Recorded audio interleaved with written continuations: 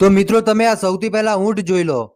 આ મિત્રો એ જ ઊંટ છે કે જે પોતાની ભૂખ મટાડવા માટે ભૂલથી એક બીજા માલિકના ખેતરમાં વયો ગયો અને ત્યાર પછી ત્યાંનો માલિક આવે છે અને એના બે પગ કાપી નાખે છે। અને પછી જુઓ મારા ભાઈઓ, ખરેખર તમારું આ જે દિલ છે ને એ તૂટી જશે, એટલું ખતરનાક આ વિડીયો છે મારા ભાઈ। કેમ કે જો તમે કદાચ કોઈને રોટલો ના આપી શકો તો કાંઈ નહીં, પણ કોઈના ભાઈ જીવતે જી પગ ના કાપશો।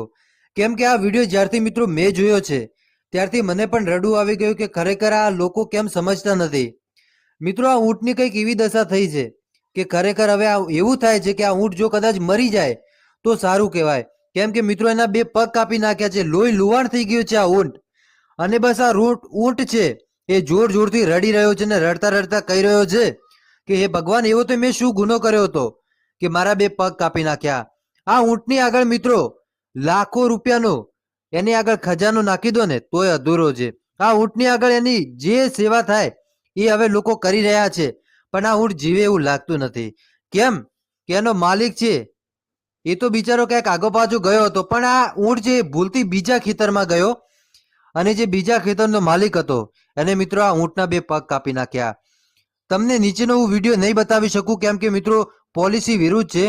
બાકી આ ઊંટનું દર્દ જુઓ સાહેબ, આ ઊંટનું દર્દ જોઈને એવું થાય છે ને કે લોકોમાં ઇન્સાનિયત છે જ નહીં। અરે ભાઈ, તમે કોઈને સુખ ના આપી શકો તો કાંઈ નહીં, પણ કોઈને દુઃખ ના આપો। આ ઊંટ મિત્રો દિવસ અને રાત એટલો રડી રહ્યો છે, એની આગળ પાણી મૂકે છે, પાણી પીતો નથી। કેમ કે મિત્રો બે પગ કાપી નાખ્યા છે તો એ પાણી ક્યાંથી પીએ? એને તો એનું મોત નહીં પડી છે કે મોત ક્યારે આવે। મિત્રો આવા વાહિયાત લોકો માટે તમે શું કહેશો કમેન્ટ કરીને જરૂર બતાવજો।